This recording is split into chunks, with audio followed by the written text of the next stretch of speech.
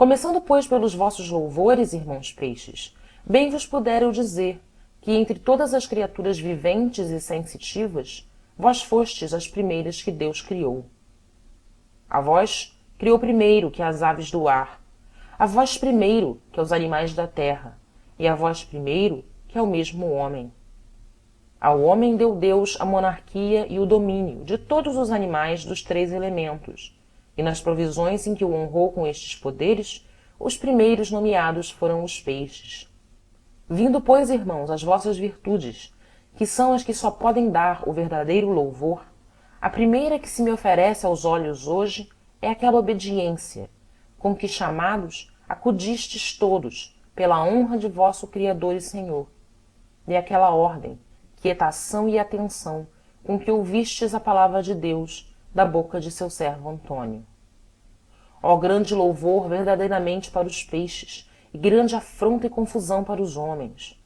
Os homens, perseguindo Antônio, querendo-o lançar da terra e ainda do mundo, se pudessem, porque lhes repreendia seus vícios, porque lhes não queria falar à vontade e condescender com seus erros, e no mesmo tempo os peixes, em inumerável concurso acudindo à sua voz, atentos e suspensos às suas palavras, escutando com silêncio e com sinais de admiração e assenso, como se tiveram entendimento, o que não entendiam. Quem olhasse neste passo para o mar e para a terra, e visse na terra os homens tão furiosos e obstinados, e no mar os peixes tão quietos e tão devotos, que havia de dizer? Poderia cuidar que os peixes irracionais se tinham convertido em homens, e os homens não em peixes, mas em feras. Aos homens deu Deus uso de razão, e não aos peixes. Mas, neste caso, os homens tinham a razão sem o uso, e os peixes o uso sem a razão. Muito louvor mereceis, peixes, por este respeito e devoção que tivestes aos pregadores da palavra de Deus. E tanto mais quanto não foi só esta a vez em que assim o fizestes. E a Jonas, pregador do mesmo Deus, embarcado em um navio, quando se levantou aquela grande tempestade. E como trataram os homens, como trataram os peixes? Os homens lançaram-no ao mar, a ser comido dos peixes, e o peixe que o comeu levou-o às praias de Nínive, para que lá pregasse e salvasse aqueles homens.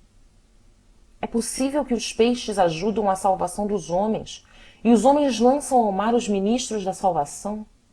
Vede, peixes, e não os venha vanglória, quanto melhores sois que os homens. Os homens tiveram entranhas para deitar Jonas ao mar, e o peixe recolheu nas entranhas a Jonas, para o levar vivo à terra. Mas porque nestas 2 ações teve maior parte a onipotência que a natureza, como também em todas as milagrosas que obram os homens, passo as virtudes naturais e próprias vossas. Falando dos peixes, Aristóteles diz que só eles, entre todos os animais, se não domam nem domesticam. Dos animais terrestres, o cão é tão doméstico, o cavalo tão sujeito, o boi tão serviçal, o bugio tão amigo ou tão lisonjeiro, e até o rouxinol nos canta, o açor nos ajuda e nos recreia, e até as grandes aves de rapina, encolhendo as unhas, reconhecem a mão de quem recebem o sustento. Os peixes, pelo contrário, lá se vivem nos seus mares e rios, lá se mergulham nos seus pegos, lá se escondem nas suas grutas, e não há nenhum tão grande que se fie do homem, nem tão pequeno que não fuja dele. Os autores comumente condenam esta condição dos peixes e a deitam a pouca docilidade ou demasiada bruteza, mas eu sou de mui diferente opinião. Não condeno, antes louvo muito aos peixes este seu retiro, e me parece que, se não for a natureza, era grande prudência. Peixes, quanto mais longe dos homens, tanto melhor. Trato e familiaridade com eles, Deus vos livre. Se os animais da terra e do ar querem ser seus familiares, façam-no muito embora, que com suas pensões o fazem. Cante-lhes aos homens o rouxinol, mas na sua gaiola.